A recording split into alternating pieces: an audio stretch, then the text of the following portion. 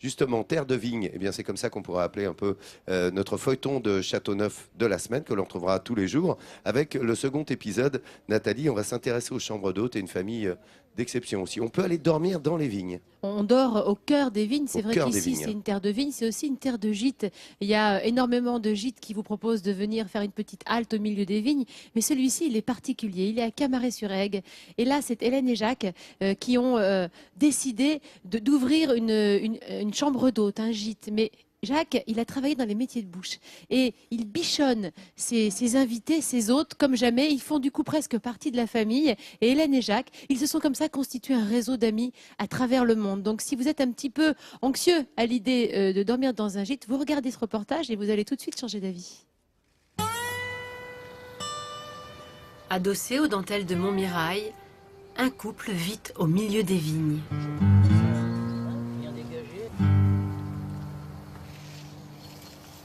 Ça va être une bonne année. Hein.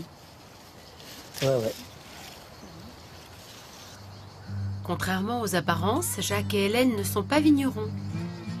Ils sont propriétaires de ce mât typiquement provençal qu'ils ont transformé en chambre et table d'hôte.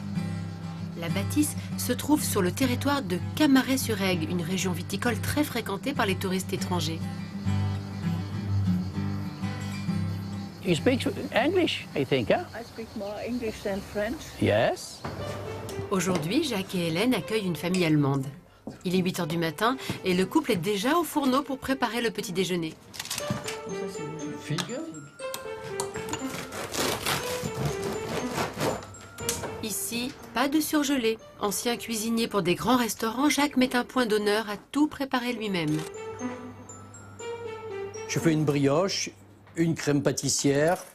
Je roule tout ça avec des raisins de Corinthe. Je fais pousser. Et puis, en fait, j'ai plus qu'à cuire. Un peu de fondant dessus, un peu d'amande. Et c'est servi au petit déjeuner avec du pain bien frais, du pain complet, du pain aux figues. Et pour le dressage de la table, Jacques met les petits plats dans les grands.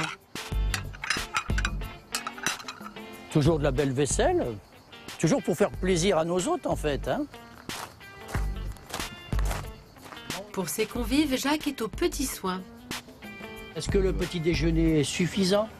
Oui, c'est assez petit. Oui, C'est assez grand. C'est assez grand. Ce dernier est toujours prêt à rendre le moindre service avec de surcroît un petit mot dans la langue de Goethe. Fertig. Cette famille originaire de Hanovre n'a pas atterri ici par hasard. Il y a 3 ans, elle a déjà séjourné dans cette demeure. Séduite par l'accueil chaleureux du couple français, elle n'a pas hésité un seul instant à revenir dans cette maison pour les vacances. C'est le plus important.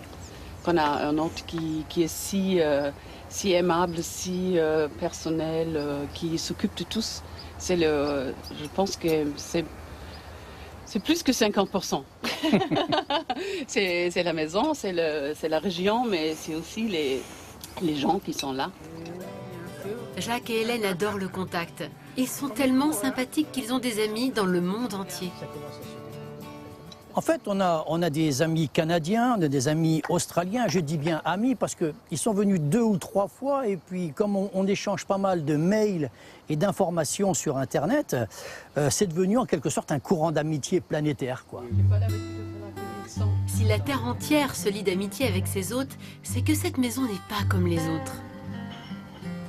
On ne fait pas que manger et dormir, il y a d'autres activités. On peut bien sûr profiter de la piscine, mais pour les amoureux de la cuisine provençale, Jacques propose d'enfiler le tablier. Tu fais attention à tes doigts, les doigts ils doivent rentrer, toi. Regarde. Et tu recules, hein. Les doigts sont toujours à l'intérieur, hein. Je vais l'essayer. Aujourd'hui, le chef apprend à Katia à réaliser des feuilletés aux chèvres et une sauce vin blanc pour accompagner les poissons. Jacques adore partager et transmettre sa passion pour la cuisine. Ces recettes vont franchir le Rhin. C'est très intéressant et il y a beaucoup de choses à savoir, même si on pense on sait tous. Mais naturellement. Mais naturellement, on ne Oui. sait pas tous. Et si les touristes aiment revenir dans cet endroit, c'est aussi grâce au charme provençal de la maison. ce mât est l'un des emblèmes de la région. On trouve ce type d'habitation un peu partout dans les vignobles. Jacques et Hélène ont retapé cette bâtisse dont la construction remonte à 1870. Sans être vignerons, ils font perdurer à leur manière ce patrimoine local. Une petite fierté, entendons-nous bien, hein, on n'est pas dans les monuments de France, mais on restaure, on rénove, on agrémente. Ça fait partie du paysage aussi. On essaie de rester assez fidèle à l'environnement, ne pas trop dénaturer, donc planter des oliviers, planter des cyprès de Provence, être sobre et garder toujours ce côté un peu authentique des lieux. Grâce à Jacques et Hélène, le bonheur est vraiment dans les vignes. Avec ses 2 chambres d'hôtes, il propose une aventure humaine inoubliable. C'est quand même formidable. On vient ici du côté de Châteauneuf-du-Pape, on découvre une terre absolument magnifique, on apprend à cuisiner avec Jacques et on repart en se disant qu'on s'est fait des amis. Moi je dis que c'est plus que des vacances, c'est du bien-être. Alors quand on se promène dans ces vignes, on croise évidemment des feuilles de vigne. Oui. Et je vais vous parler des bienfaits des feuilles de vigne rouge. Car la feuille de vigne rouge est votre ami et surtout l'ami de vos jambes. Si vous avez les jambes lourdes, regardez quand on la presse, ce jus rouge caractéristique de la feuille de vigne qu'on trouve partout. Hein.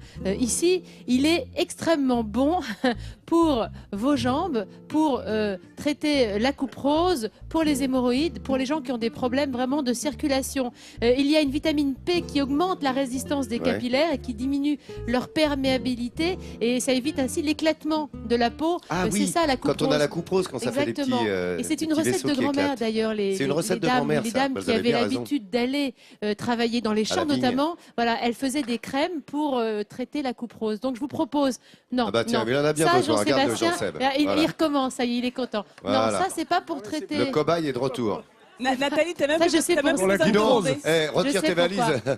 Je sais pourquoi il fait ça, parce qu'une fois, je vous ai proposé une crème anti-hémorroïde qui était à mettre sur les cernes, et il a cru que Il n'a pas voulu c'était ça. faire laisser Donc, en plateau. voici ce qu'on peut faire. En Il n'avait pas revanche, essayé ça. Jean-Seb, ce que tu as dans les mains, c'est une Pourquoi tu m'as pas tisane. dit Ah oui, mais tu l'as mis là où il fallait pas. C'est une tisane à base, évidemment, de feuilles de vigne rouge. Donc, tu te fais une tisane, tu te le mets pas sur les yeux. Ce que tu peux faire également, c'est tous les jours absorber une ampoule, voilà, à base, dis donc, t'en as mis partout là, Attends, à base de marronnier c'est- d'Inde et de feuilles de vigne rouge. Tiens, je vais Et essayer ça va aussi, traiter- vas-y. Tiens, donne. vas-y Laurent. Vas-y.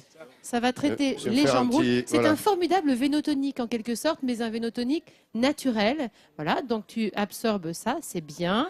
Et puis, oui, tu peux une petite gorgée, comme ça, pour le fun. Tu pouvais mettre moins Tu de seras d'eau, pas hein, ça aurait été empoisonné. plus simple. Et puis, une petite crème pour les jambes lourdes, c'est parfait.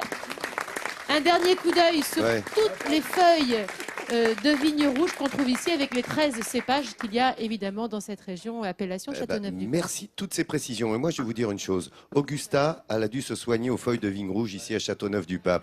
Regardez Augusta, elle a 100 ans, elle est centenaire. Eh ben, dis donc. Augusta, elle est bien en forme. Hein. Ça conserve ici Châteauneuf-du-Pape, hein, je peux vous le dire. Hein. Regardez un peu. Merci Augusta d'être avec nous. Voilà, on vient ici, on vient admirer et on suit Midi en France. Et Augusta est ravie que toute l'équipe soit ici, dans son village, et parler de cette bonne ville de Châteauneuf et des vendanges et des vignes, évidemment. Augusta, on vous fera goûter la préparation du chef. Plaisir.